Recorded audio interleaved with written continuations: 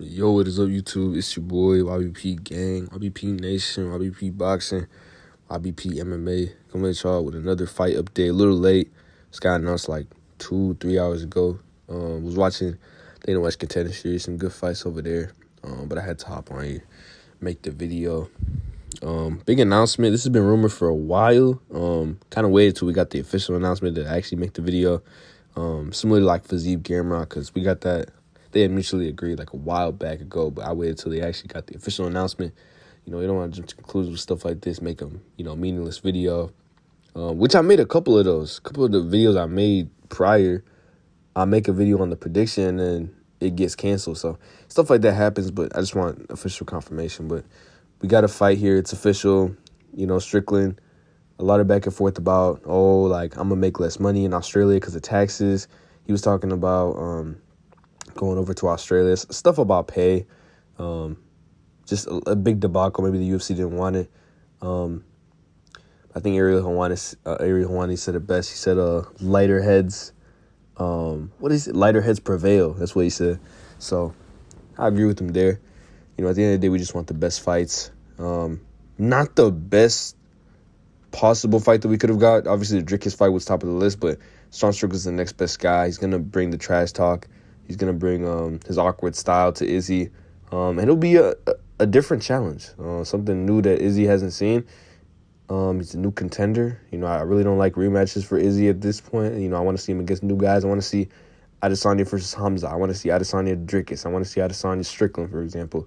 Darren Till for the longest time was a fight I wanted to see, but when he was coming up, we never saw that. But just new, fresh guys, So when there was talks about Strickland dropping out and we maybe seeing Cannonier rematch, I was like, dang, man, what's going on? That would just be horrible, to bring that type of card to UFC 293. I'm not going to say cancel it, but the hype would definitely die down. The main event sets the tone for every other fight on the card. So I think even though stylistically, this should be a pretty good fight for Adesanya to win, pretty good stylistic matchup, pretty easy matchup for him to win. There could be some stuff where Strickland could exploit. We just look at the height. Israel Adesanya is 6'4". Gonna have the reach advantage as well, 80-inch reach. Sean Strickland 6'1", 76-inch reach. It's coming off of 2 wins, bounced it back from the Pereira loss. He had a close fight with Jared Cannonier, split decision. I thought he got the dub. Wide scorecards. A lot of people were saying that 50-45 could have gone either way. And then you look at the Imavov fight on short notice, beats a big contender in Imavov. Pretty much outclassed him. It was a really good performance, and then comes in. I don't know how much weight you could put on the Abus Magomedov fight. I'm already hearing memes some people are comparing it to Islam Makhachev off of the Bobby Green win, getting the title shot. I don't really.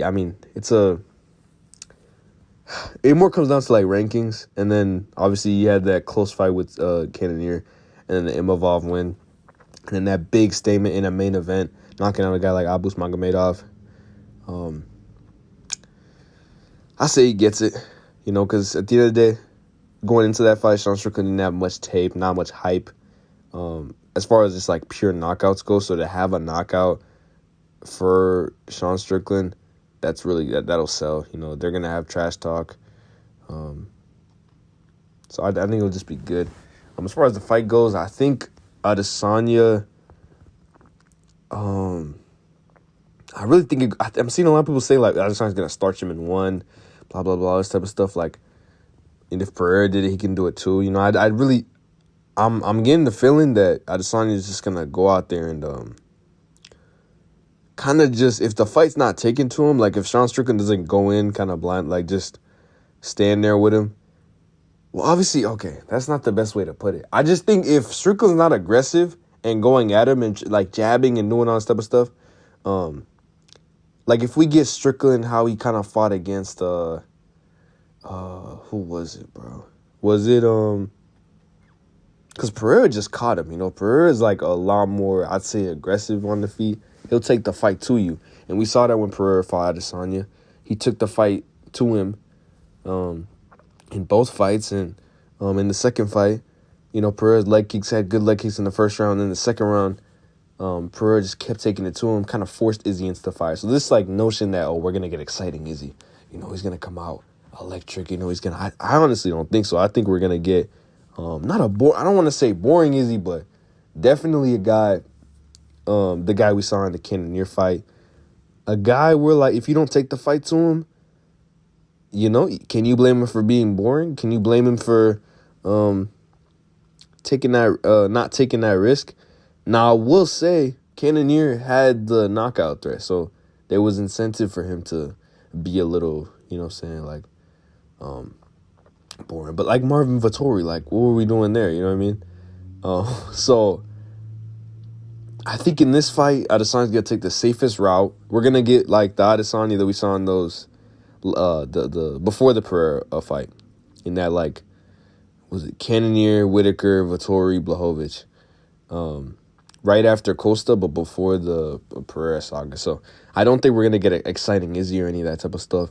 I think we're going to get, which doesn't have to be bad. I mean, it's why bother entertaining or any of that type of stuff. I would be kind of pissed though. Like, Strickland realistic is not knocking anybody out. He's an accumulation guy, cardio. He might come on late, get a late TKO, like he, fought against Abus, he gassed out, but Adesanya is, like, pretty good cardio. He knows how to manage that type of stuff. He has really good IQ in a lot of spots, so smart fighter in there. The path to victory for Sean Strickland really is just to, I guess, grapple, but even there, I don't trust his grappling enough for him to where he can, like, hold him down. And he's not awkward enough like Dricus to where I think, like, I gave Dricus, honestly, I was pretty close to picking Dricus. After the Whitaker fight, I'm like, Dricus, I mean, he's awkward, man. Like, he's a grappling to submission threat. He actually knows what he's doing on the ground, and like Vettori did against Izzy. Like, if Dricus could actually get the back, he's submitting Izzy 100%. So, I mean, now I'm, like, talking and saying it out loud. Like, Dricus is definitely live in that fight, for sure.